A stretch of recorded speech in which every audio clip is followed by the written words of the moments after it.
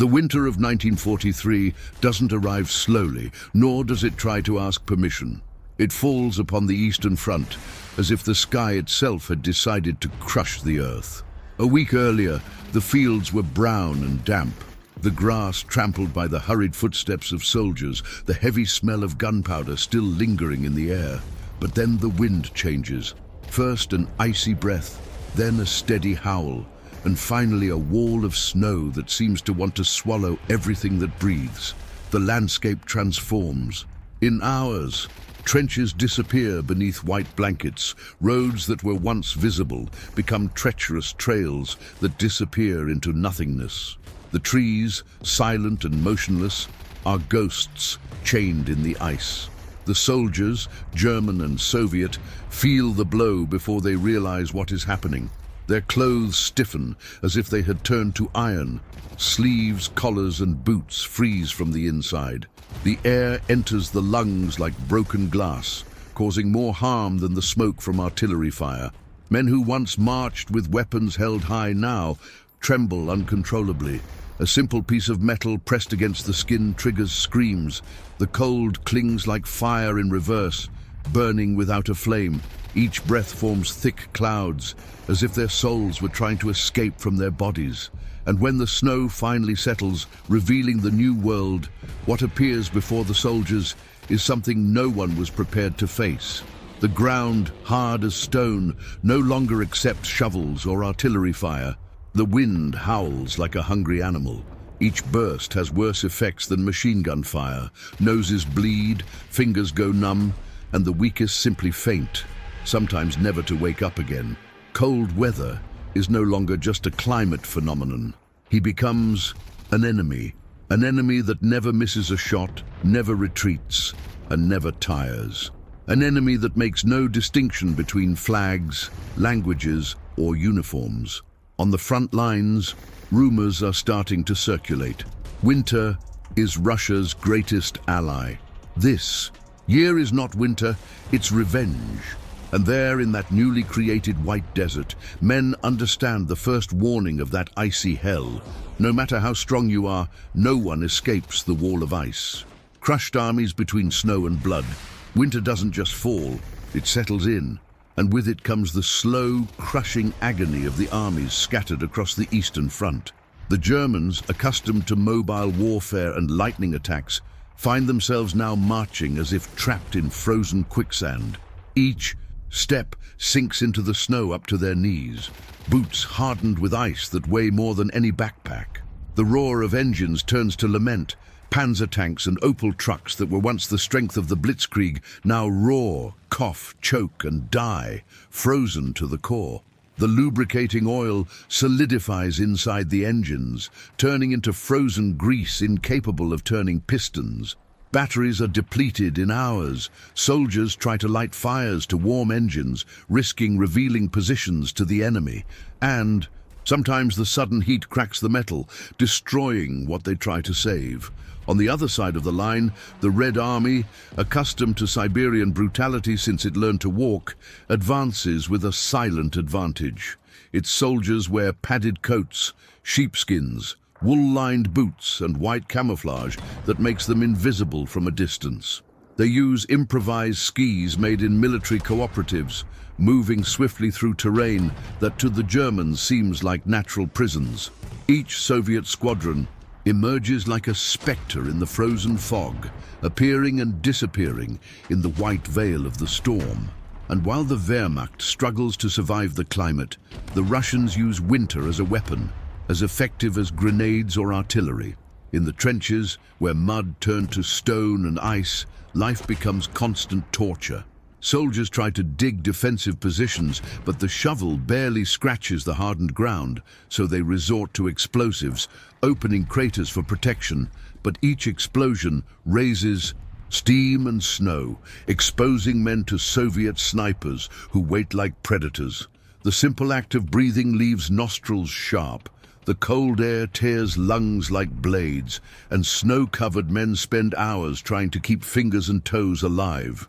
Even so, amputations become routine. Frontline medics, Those lucky enough to have anesthesia saw off bones blackened by gangrene, while assistants hold down soldiers who scream as if they were being burned alive. And everyone quickly realizes that the human enemy is not the only one lurking. Snow covers corpses so quickly that in a matter of hours, a battlefield can disappear completely under a soft, treacherous blanket. Patrols stumble upon icy bodies, stiff as wood, with expressions of surprise frozen forever. With no time or means to bury them, soldiers dig bayonets into the snow and mark the spot of fallen comrades with stacked helmets, makeshift crosses stretching as far as the eye can see. Soviet berets and caps emerge amidst these improvised graves, reminding everyone that death there doesn't choose its uniform. The wind howls intermittently, dragging frozen grains that cut exposed faces. At night, the cold falls with even greater cruelty, and those who try to sleep without adequate covering simply don't wake up, frozen, standing inside their coats. Rumors spread like fever among the German ranks, stories of entire units lost in the snow, battalions that marched and disappeared, swallowed by the white gale. And there are stranger accounts, soldiers who swear they hear screams coming from the wind, as if the spirits of the dead walked alongside the living. Some say the snow smells of blood. Others claim it swallows sounds, muffling gunfire and leaving explosions distant, as if the war were happening behind walls of ice. But no one disputes the bitter truth that prevails. The Eastern Front is no longer an ordinary battleground. It is a vast, open grave, equally welcoming men of all flags. That winter, Germany is not only fighting Stalin, it is fighting nature itself. And it realizes that in this duel, it is no longer the conquering force, but a hunted, weary animal, slowly surrounded while bleeding in the endless snow. Hitler's will versus reality. While soldiers freeze in the trenches far away, in the heated halls of Berlin, and in headquarters protected by thick walls, decisions are made with the cold mathematics of those who don't feel the wind on their skin. Adolf Hitler and the German High Command insist on orders that completely ignore what is happening on the white ground of the front. For them, the war remains a map with arrows, numbers, and units that should move obediently, like chess pieces on perfect boards. But the real chessboard of the Eastern Front is destroyed, covered in ice, shifting with every gust of wind, consuming men and machines like an endless grinder.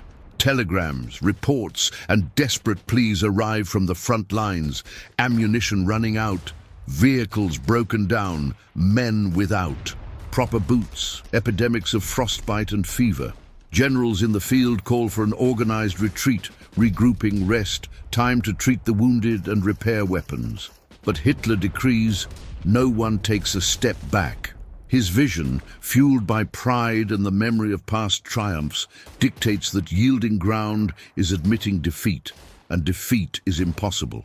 For him, victory is a matter of willpower, and the army must fight to the last man if necessary. This blind thinking transforms military strategy into collective suicide.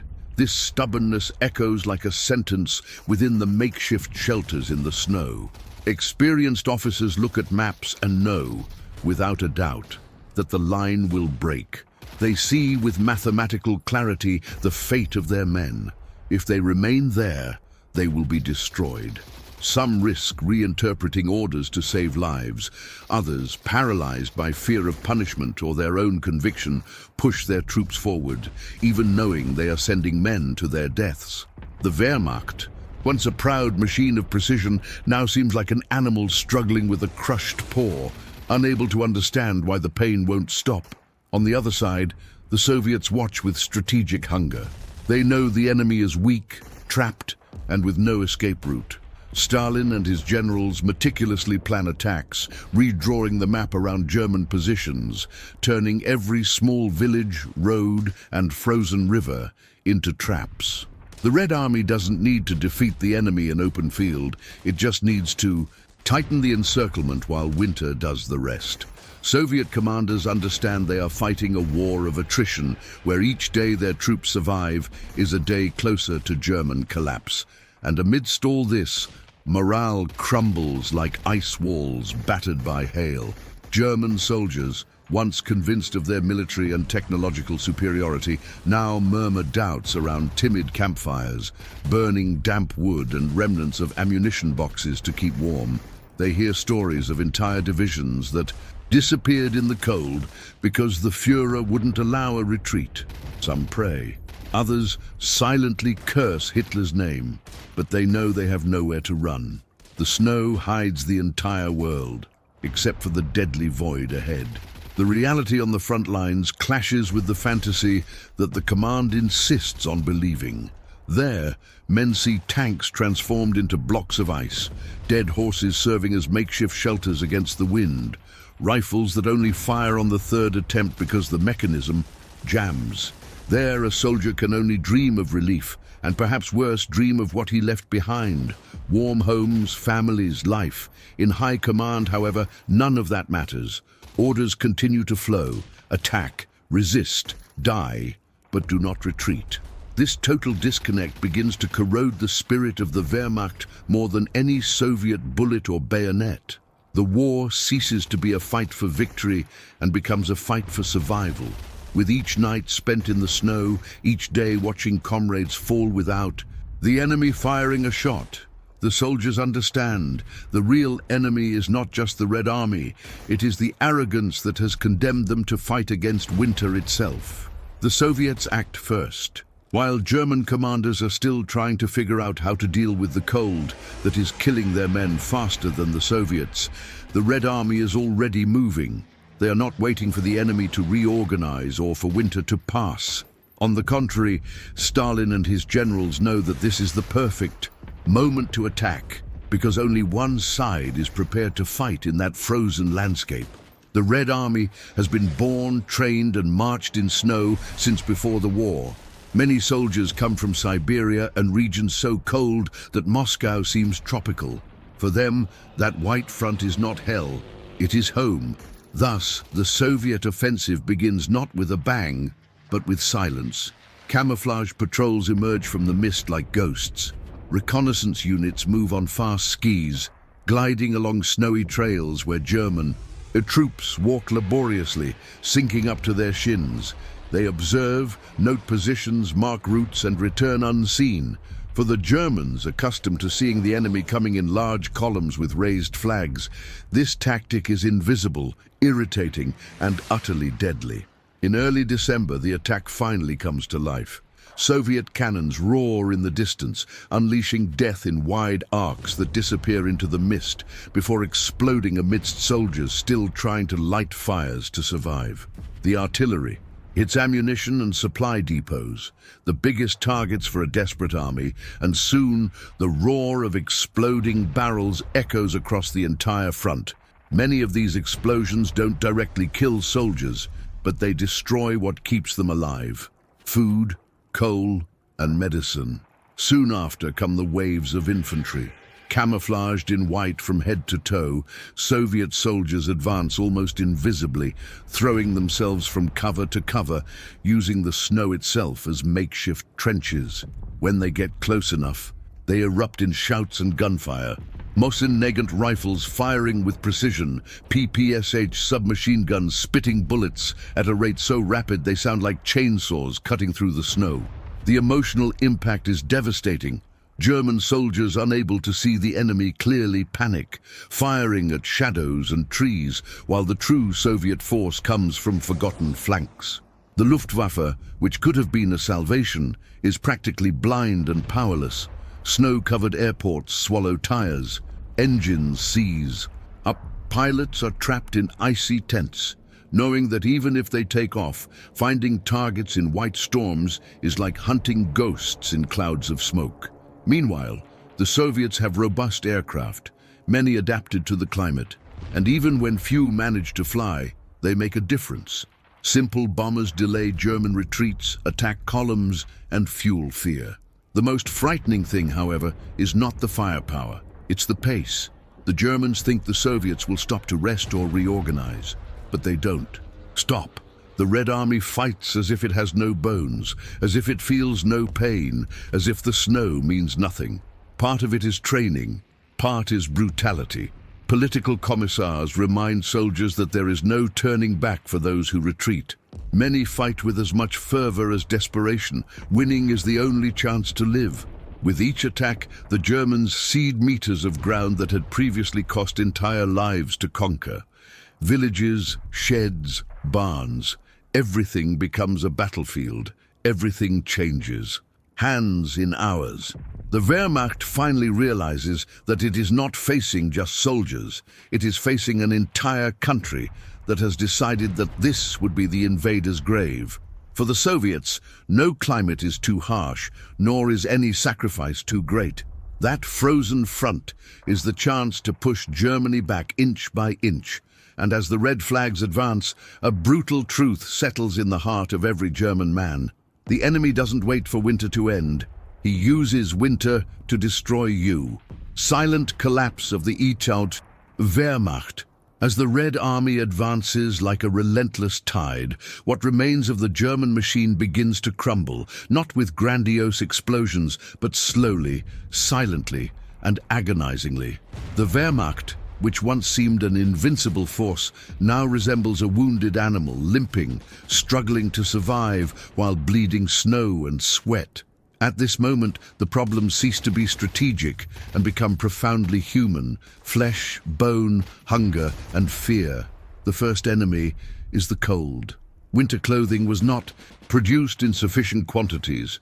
The German command believed the front would be decided before the arrival of the ice. Soldiers share coats, sleep huddled together for lack of blankets, burn doors torn from abandoned houses just to avoid freezing alive. Even so, toes begin to darken. First they become numb, then throb as if being crushed by hammers, and finally, they die. Doctors try to save limbs with warmth, but most end up cutting gangrenous flesh with barely sharp saws, while comrades hold the unfortunate man's shoulders to prevent him from running away or fainting. There is not enough morphine. The screams echo louder than bombs. Then comes hunger. A relentless, invisible, and ever-present enemy. The supply chain breaks down before the troops even realize it. Trucks get stuck in the snow, locomotives derail on frozen tracks, depots are bombed. Soldiers begin receiving half rations, then a quarter, and finally scraps. Thin soups with more melted snow than food. Dry rations, divided between 3 men. Some hunt rats, others risk their lives to loot abandoned peasant houses, rummaging through barns in search of even moldy grain. The smell of cooking meat returns to the camps, but many suspect it's not animal meat. In camps where hunger reigns, rumors become truth all too quickly. Food, warmth, and ammunition disappear, but the Soviets do not. The fight continues, always unequal. Rifles jam, machine guns freeze, and cartridges lose powder due to humidity. When the Soviets attack, German soldiers often only manage to fire once or twice before the mechanism jams, turning rifles into useless batons. Some resort to primitive brutality, knives, shovels, bayonets, facing enemies who arrive shouting and in greater numbers. Morale collapses, not through rebellions, but through empty stares.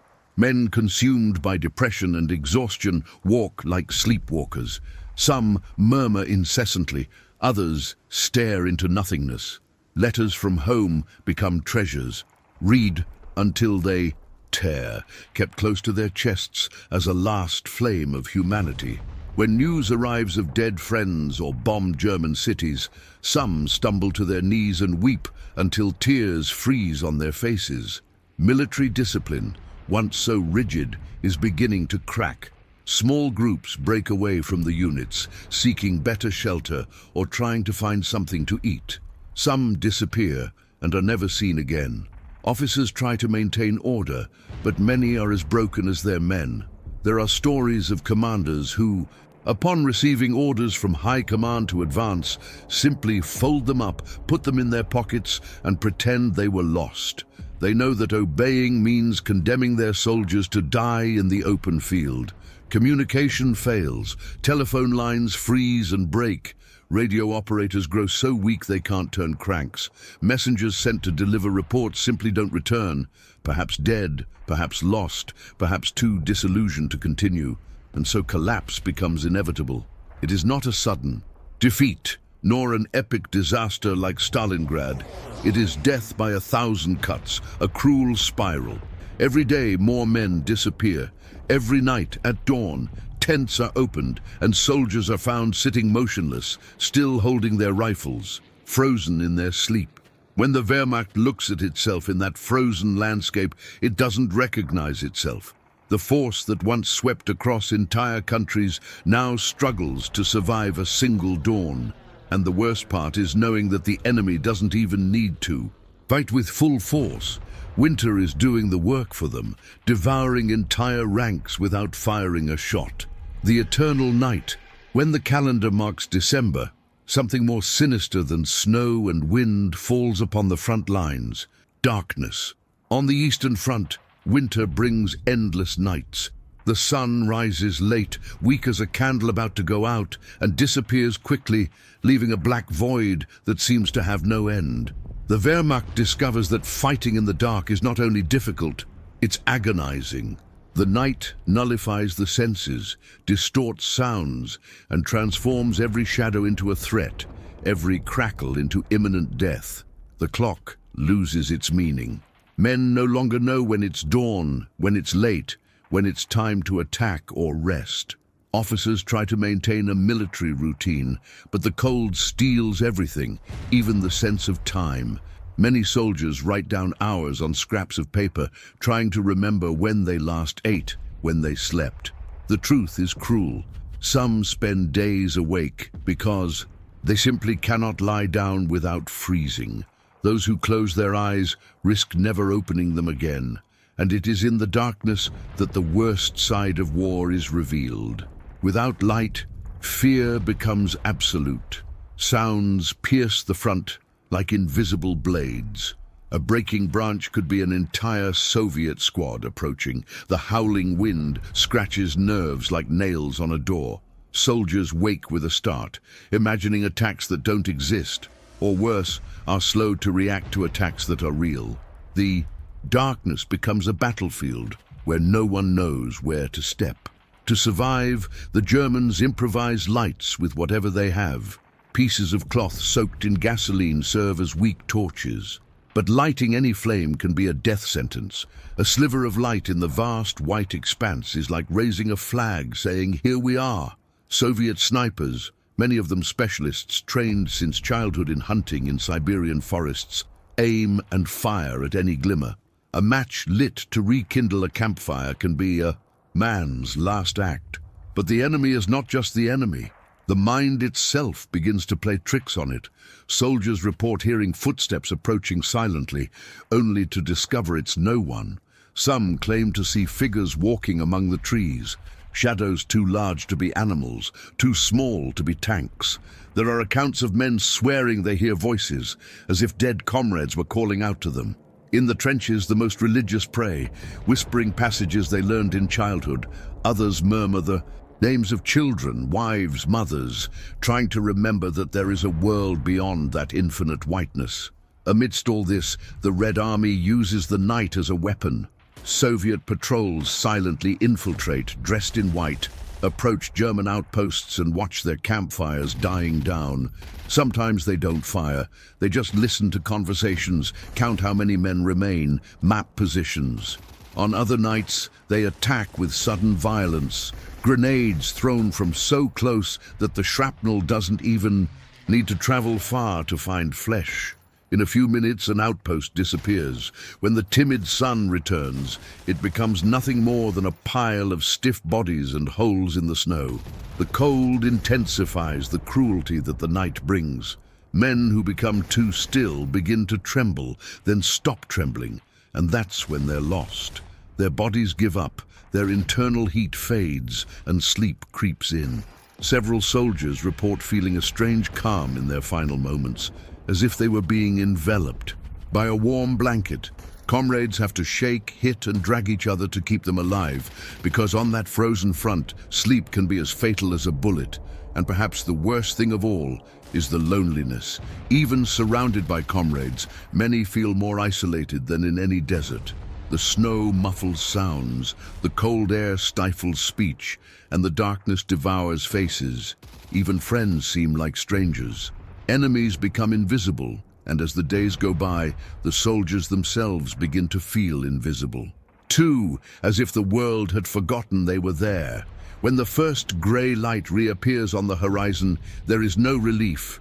Just another day beginning like the last, with the awareness that the night will return, long, cold, and hungry. Thus, on the Eastern Front in 1943, many begin to believe they are trapped not only in a war, but in an endless cycle of cold and fear. For them, winter seems eternal, and the night infinite. Village after village, a field of ruins. As the Red Army pushes its lines, like a merciless plough, the Eastern Front transforms into a vast graveyard of villages. The map, once dotted with names, Petrovka, Voskresensk, Novgorodka, Smolyaninovo, now displays only grey dots. Places scratched out, swallowed by fire, ice, and war. For the troops in the field, they are no longer cities, just empty shells of wood and stone that offered shelter. Now, everything is nothing more than a stage for brief and brutal battles. The Germans cannot defend every town, but neither can they. Abandon them without a fight. Each village becomes a mini Stalingrad, with house-to-house, door-to-door combat, and sometimes hand-to-hand combat with bayonets and rifle butts. Entering a village means entering a labyrinth of ruins where the enemy could be around any corner. Soldiers traverse narrow streets, buried in soft snow that reaches from their knees to their waists.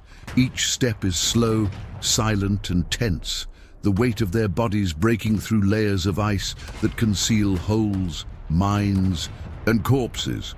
When the Soviets arrive at a village first, they fortify houses, digging holes in the frozen ground and piling up furniture, bricks, and even bodies to block windows.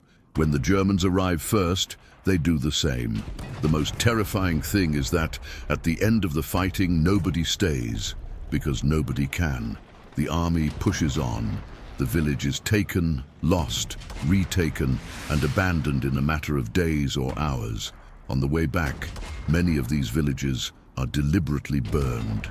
The Red Army and the Soviets fight under orders that go far beyond winning battles. It is a war of denial. If they are forced to retreat, the enemy must find no shelter, food, or tools. The artillery tears through everything in its path. Wooden houses crackle like giant campfires. Church after church falls, towers breaking like crushed ears of corn. Explosions carve craters where gardens and courtyards once stood. Fire consumes everything, and the heat escapes quickly into the sky, leaving only twisted, charcoal and charred walls that look like broken teeth pointed towards the wind. For the soldiers, each village is also a capsule of what once existed, and of what was lost. Sometimes they find frozen toys in gardens, forgotten handkerchiefs on beds, photos stuck in frames, with faces smiling at a future that never arrived. Many combatants avoid looking for too long, because those images bring back the idea that war destroys people who never even held a weapon. Some men, especially the younger, once bury these objects carefully, as if they could restore a little humanity amidst the horror. And of course, there are the civilians, whenever there are any left. Peasants too old to flee, mothers who refuse to abandon sick children, children hidden in cold basements. German and Soviet soldiers find them on the road, starving, living rags, with eyes as empty as the winter sky. Often there is no food to offer, no shelter to give. In some cases, civilians die between battles, without knowing who won or lost. For them, war has no flag, only hunger and fear. The battle for each small village becomes a macabre ritual. First come the echoing gunshots in the snow, then the deafening roar of cannons, followed by the dry crack of rifles and the high-pitched hum of machine guns. Then come the shouts, orders, pleas, cries, mingling with the sound of hurried footsteps and the creaking of wood being torn apart. When silence returns, the snow covers everything like a funeral veil, but a veil unable to hide the smell of gunpowder and blood. When the troops leave these villages, they leave behind no trophy or safe haven, only rubble. For those who survive, the feeling is of walking in circles through a land that is dying with them. And with each ruin traversed, the certainty grows that the war is not just between armies, it is against life itself. This winter, on the Eastern Front, the entire landscape becomes a museum of the end of the world. Village after village falls, burns, disappears, and with them go memories, stories, and lives that will never be retold. The shadows swallow the living. The seventh circle of the White Hell collapses without warning. When the clock strikes just after midnight, the wind changes. First it's a whisper, like a dog sniffing at the door. Then it turns into a roar, howling over the frozen ditches, raising swirls of snow that blind the eyes and choke the lungs. In minutes, everything becomes a dull blur, as if the world had been wiped away by a brush of white paint. In the German trenches, men already at their limit tremble with fear.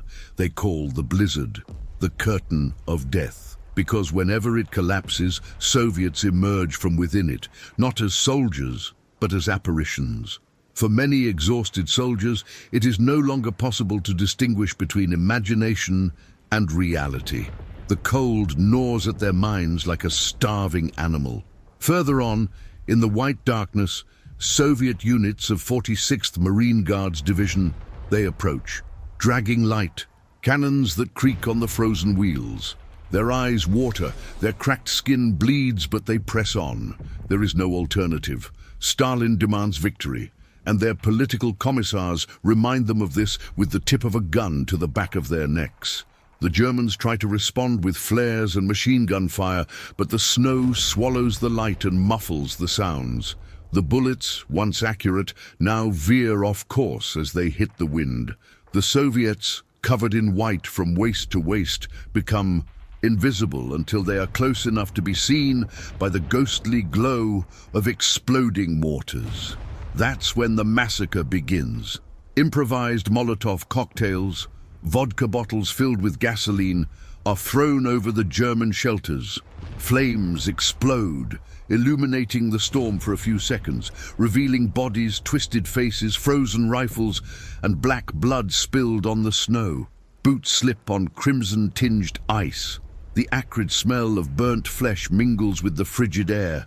The Germans stagger back, some firing haphazardly, others shouting for help, but the wind silences their voices. The storm is a monster. It covers footprints, erases trails, separates comrades.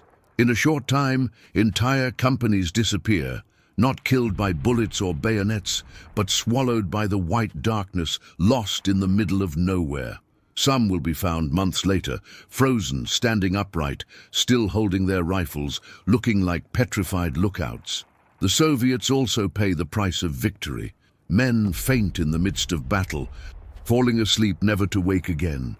Fingers become necrotic inside gloves. A group of soldiers gets lost and turns around without realizing it, colliding directly with their own rear, thinking it was the enemy. Right there, friends shoot friends before anyone realizes the mistake. Sweet irony. Winter, impartial, kills on both sides with the same cruelty. At dawn, if it can be called dawn when the sun is just a pale ball hidden behind the clouds, the blizzard finally subsides. The countryside is revealed.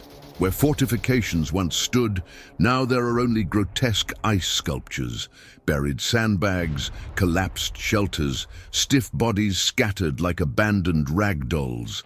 The silent landscape hides what happened the night before, but those who survived will never forget. They swear they heard the earth itself scream, And while they gather the wounded and reorganize their lines, a chilling certainty settles in the hearts of both armies. If this storm was only a taste of what winter still has to offer, then no general, no plan, no weapon is big enough to save them from Russian Mother and her white fury. The invisible siege closes in. When morning finally arrives, it brings no rest. It only reveals the extent of the nightmare. The blizzard passes, but it doesn't take the terror of the night with it. On the contrary, now, with the clouds firmly in the sky and the dim light filtered through the accumulated snow, the Germans realize that something much worse is happening. The Red Army no longer attacks in isolated waves. He strangles, and nobody realized it until it was too late. In the lines of 3rd Panzer Division, the explorers return, or rather, half of them return. Pale-faced, the few survivors recount how the roads where trucks once hauled ammunition and food have vanished beneath snowdrifts and Soviet patrols. Supply depots were seized during the storm, and the few remaining routes are riddled with anti-tank mines and ambushes. The German commander, Oberst Holland Weiss, tries to remain calm. He opens the map, but the map no longer makes sense. Villages that were once landmarks are now buried or have become charred skeletons, burned down earlier by the retreating Soviets. Red lines crisscross the front, and for the first time he realizes the obvious. They are being pushed like prey into a trap. The order is then to try to advance westward, to break the encirclement.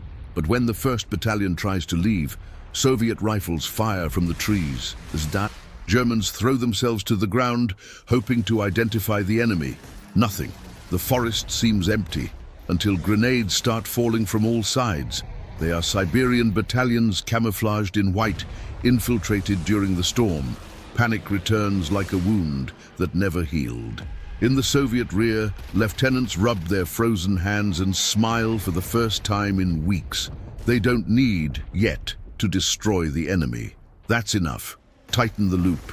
Wait for winter to do the rest. The Red Army learned from Stalingrad: surround, isolate, kill slowly, and that's where the logistical hell begins.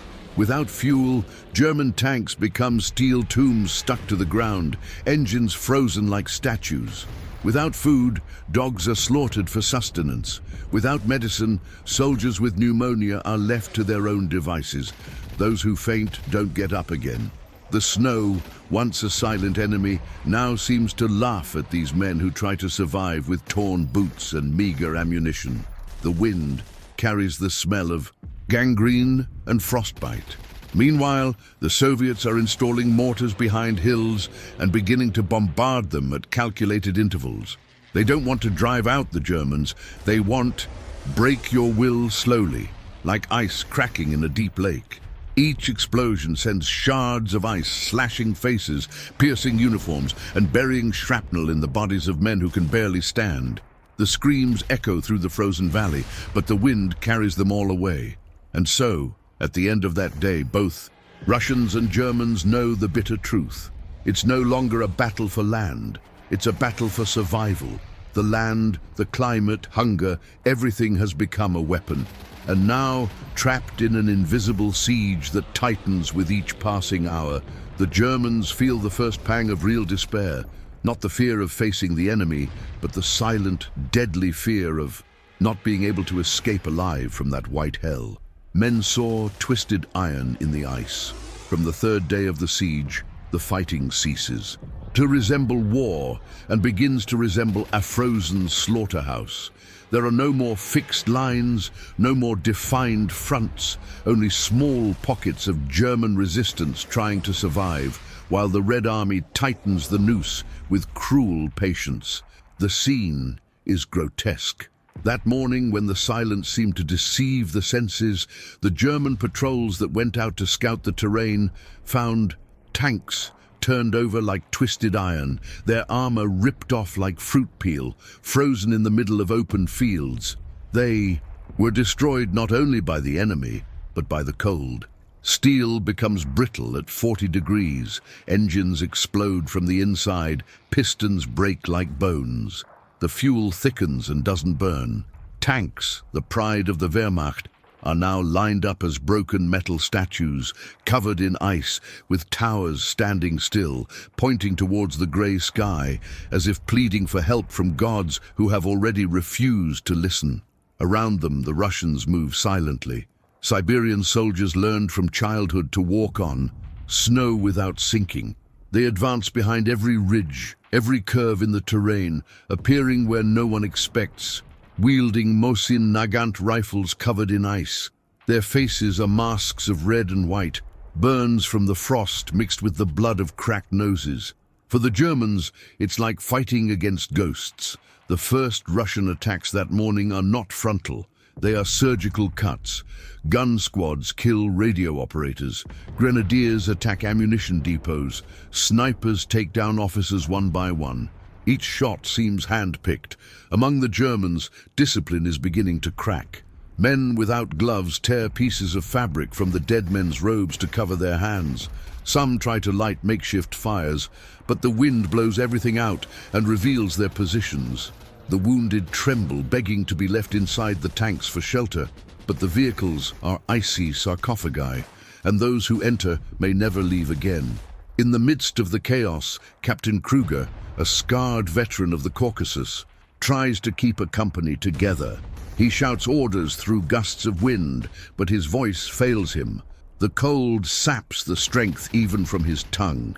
His men follow him not because they believe in victory, but because the alternative is to face the winter alone. On the Soviet side, the brutality is no less. Political commissars inspect each platoon. Whoever hesitates, whoever deviates, whoever retreats more than 2 steps, falls with a hole in the back of their neck. The Red Army learned a bitter lesson: weakness can never be allowed. And when evening falls, if there is such a thing as evening in that world where the sun only appears to warn that it is not yet night, the battlefield transforms into a macabre mosaic.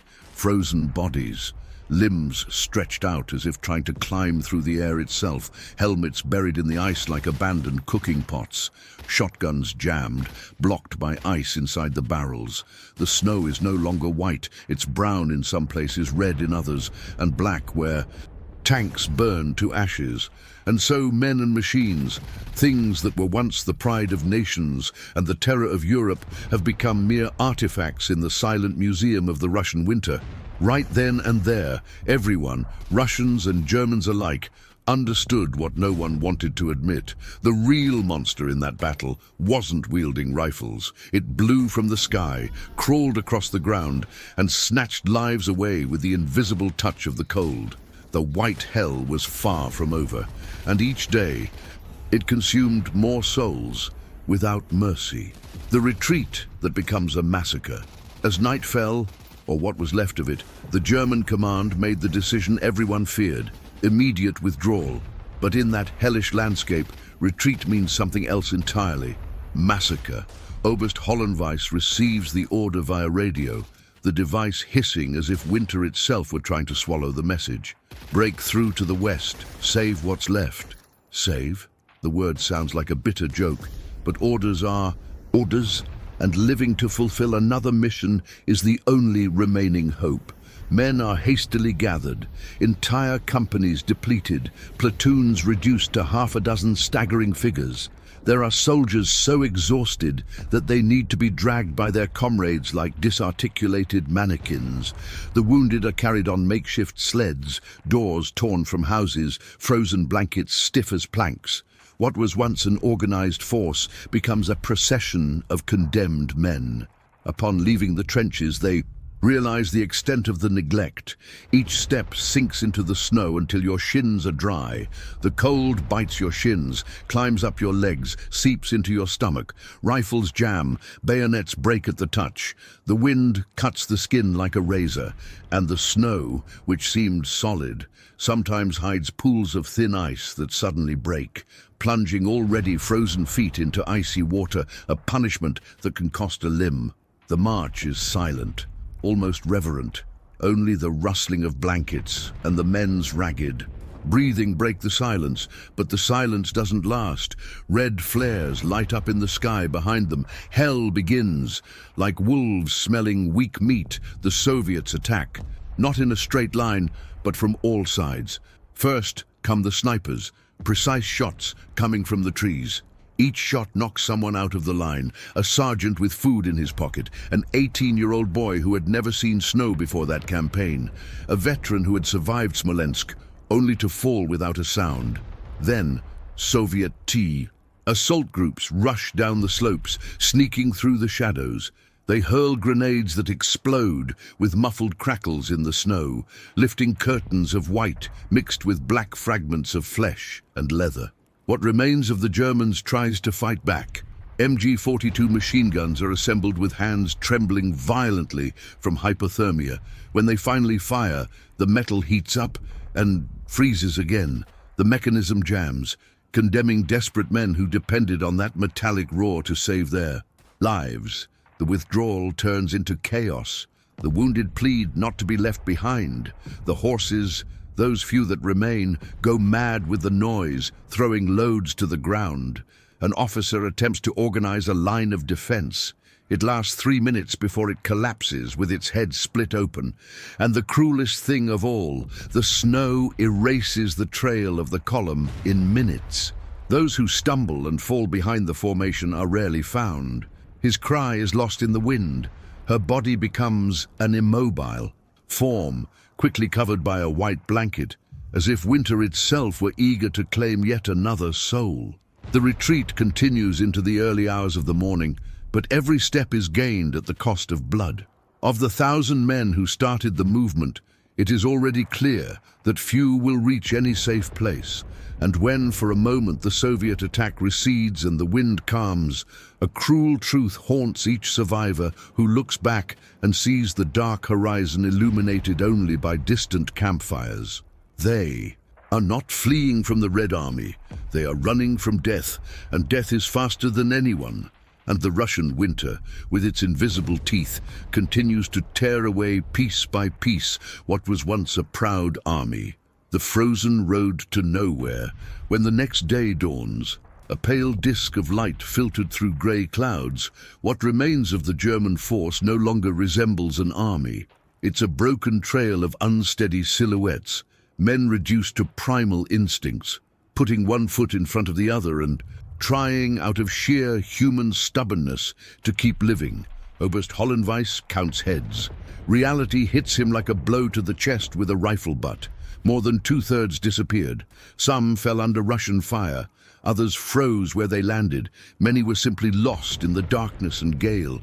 The snow swallowed them all without leaving a trace. But the march cannot stop. The goal now is to reach a small town called Staraya Bitava, indicated on the map as the pickup point. But maps lie when war changes the terrain. What was once a road is now a white canyon, an ice rink filled with half-buried corpses. Soldiers tap their boots on the ground not to warm up, but to check if their feet are still there. Many have already lost toes to necrosis and didn't even realize it. Hunger arrives with brutal force. The pet food ran out 2 days ago. Men chew on leather boots, scrape off dirty snow in an attempt to trick their stomachs. Some people cut strips of canvas and let them soften in their mouths, as if they could extract some energy from them. The cold turns the air like glass, each breath burning the lungs. And then, as always, winter strikes without bullets. A group of 5 collapses in the snow simply to sleep. They say, just a minute, just to rest. Everyone knows what that means. 1 minute feels like an eternity. Captain Kruger tries to wake them by force, shaking their bodies and shouting names that no longer respond. Tears freeze before they fall. Discipline is falling.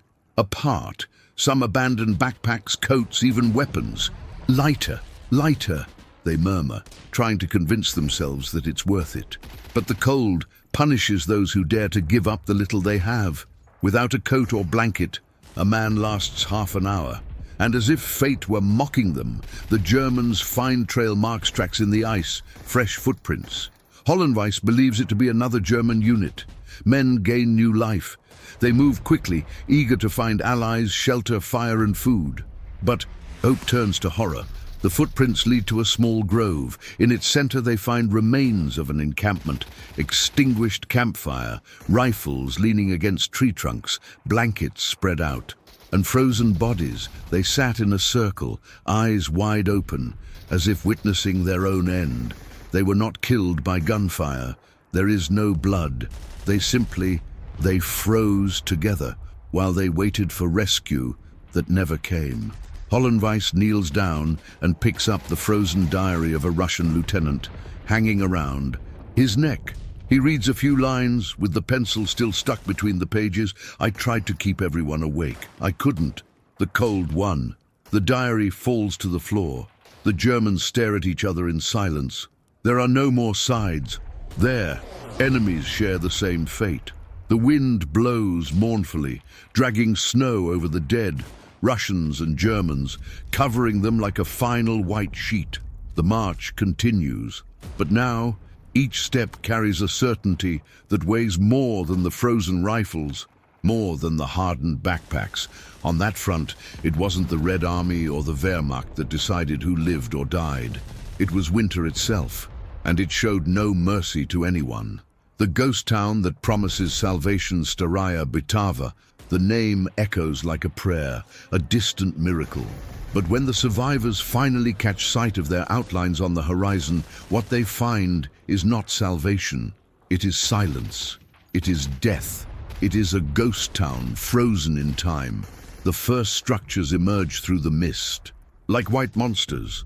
Houses twisted by the cold, broken windows, wide open doors swaying in the wind, silent chimneys without smoke. No sound of life, no footsteps, no voices, not even the distant cry of a child.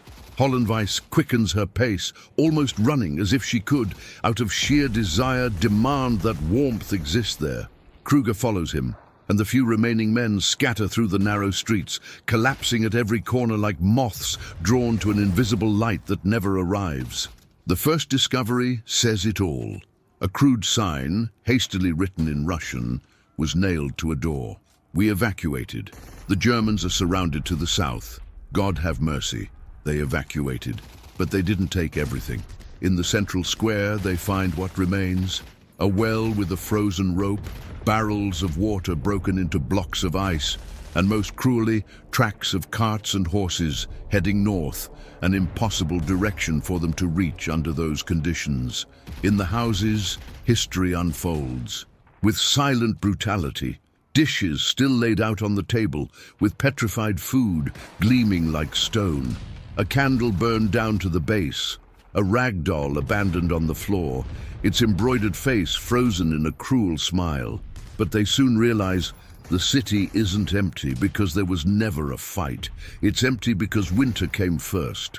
After searching every block, the Germans found bodies, some hidden behind doors, others piled up in a barn converted into a shelter.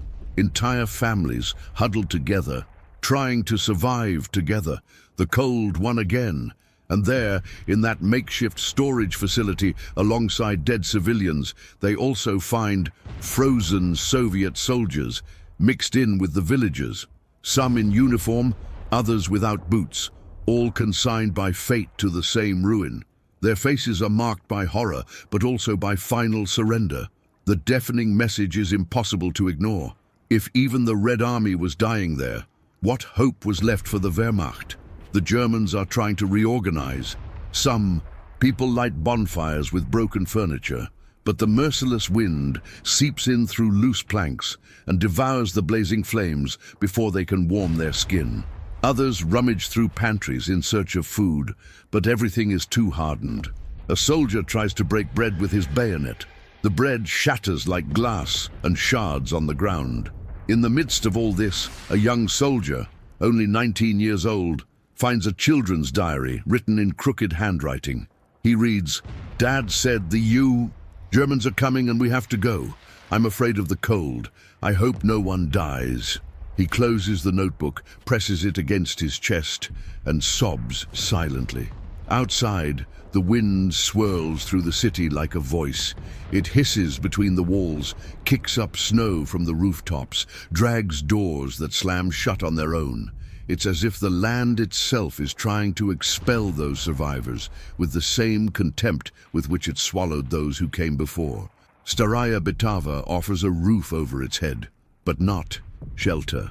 It offers walls, but not life. It offers the illusion of security, but hides the certainty of death. And gradually, each man there understands their suffering has not yet ended, just waiting for the next chapter of hell. Winter, the true master of that front, was nowhere near satisfying its hunger. 13. The night, when even fire dies. For a moment, the ghost town seems like a refuge. Houses with roofs, walls against the wind, doors that close. A little crooked, but they close.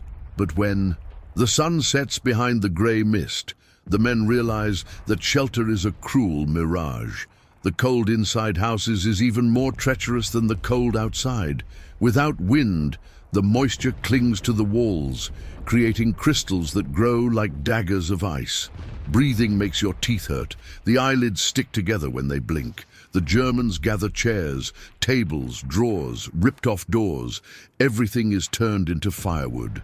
They stack wood in what used to be an inn, and finally strike matches with trembling hands.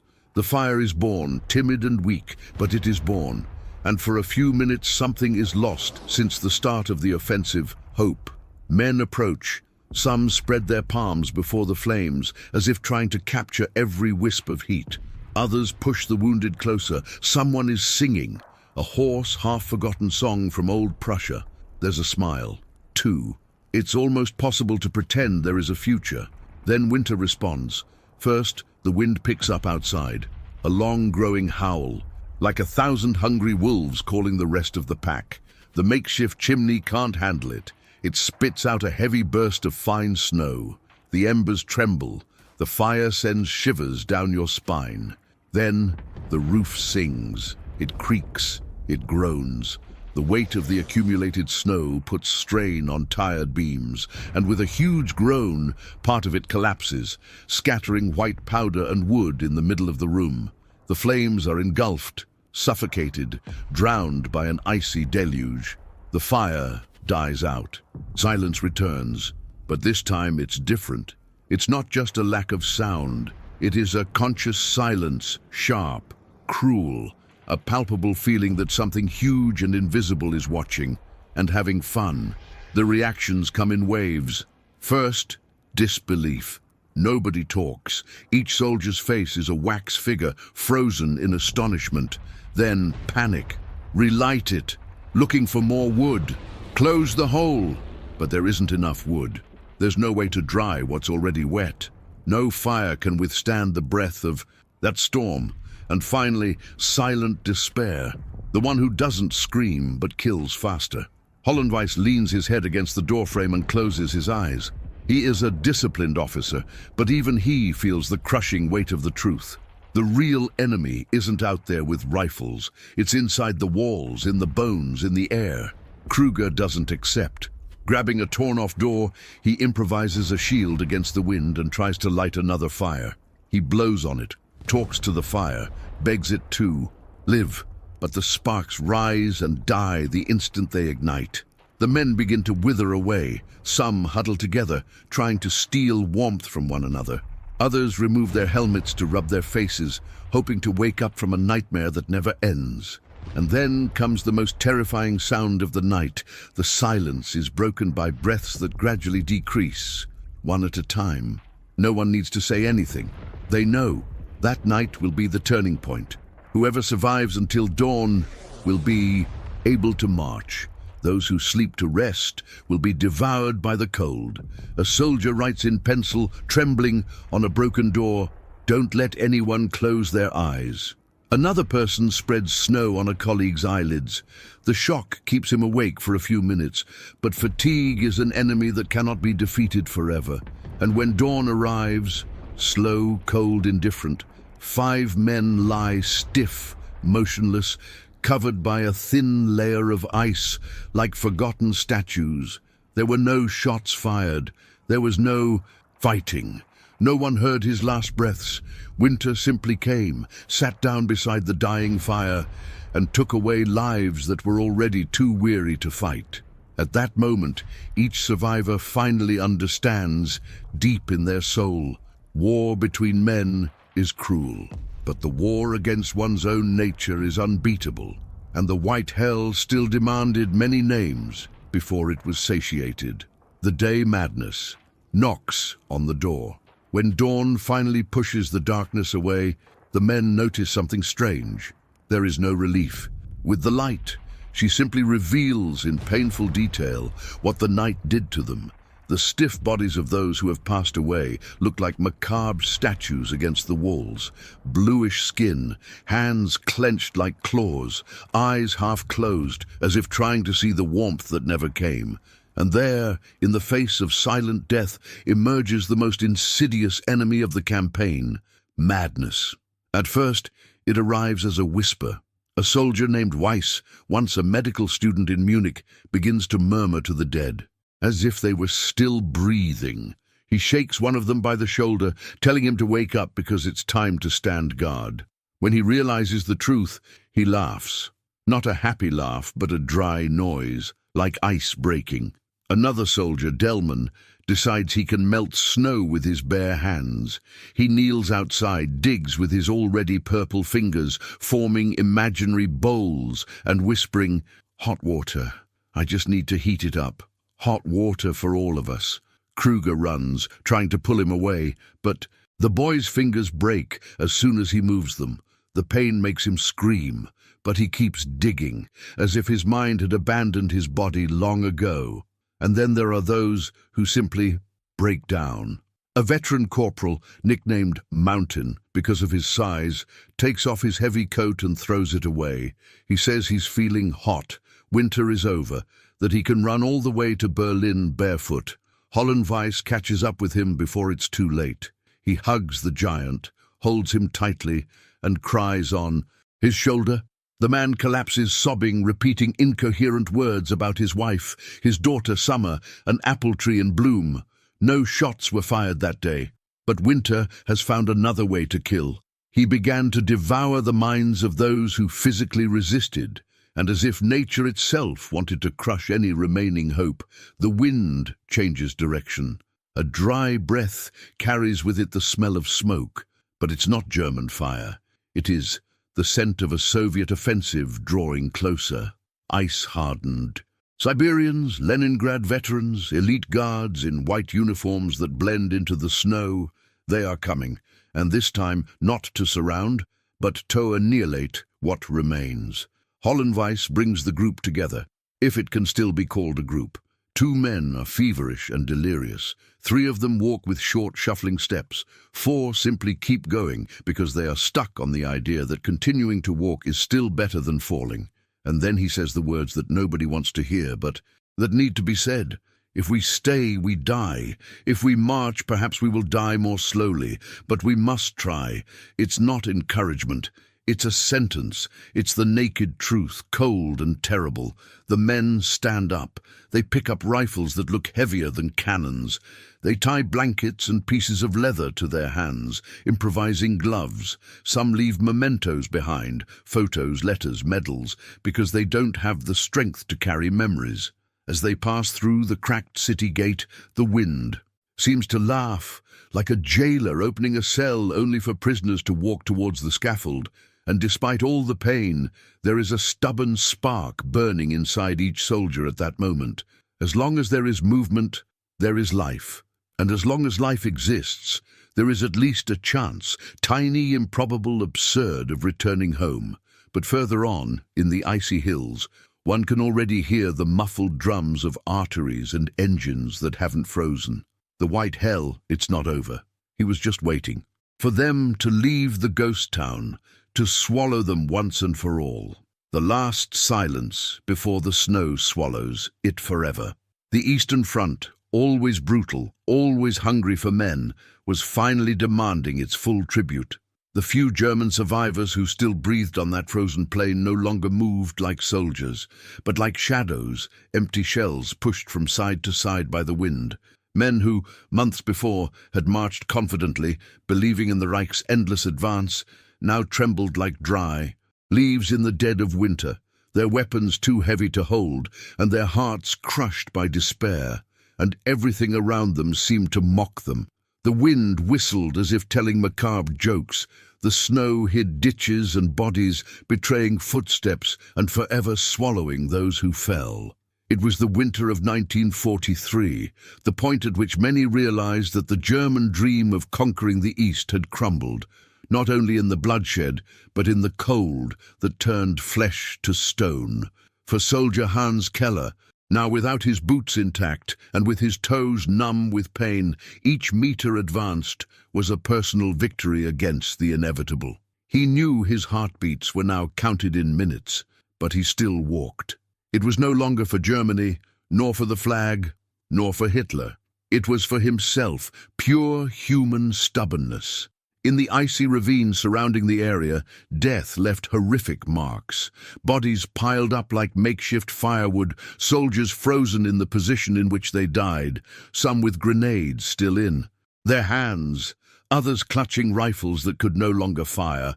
There were also those who tried to dig graves in the ice with broken shovels or their own bayonets. But the frozen earth refused burial. All that remained was to cover the dead with snow and wait for time to do its work. The Russians, now in almost constant motion, advanced like a Red Sea, ghostly in winter. For many of them, the war was revenge, justice, and survival mixed in a feverish frenzy. When they reached the places where the Germans had tried to hide, they found remnants of battles and desperate makeshift shelters, huts made from doors torn from destroyed houses, extinguished campfires with charred remains of anything that could burn, including wood from coffins. The food had disappeared weeks before. Some ate tree bark, boot grease, meat from slaughtered horses, and then, when even that was gone, only snow to trick the stomach and keep the lips moist. Hunger brought delusions. Soldiers talked to the dead, swore they saw entire villages where only cold winds had blown, and then came the wolves, thin as men, attracted by the smell of blood. When darkness finally fell that last night, it brought no rest. The wind howled like 1,000 tormented souls, instantly drawing frozen tears from eyelashes. The survivors huddled together, trying to share a warmth that no longer existed. Some prayed, others laughed, others simply waited.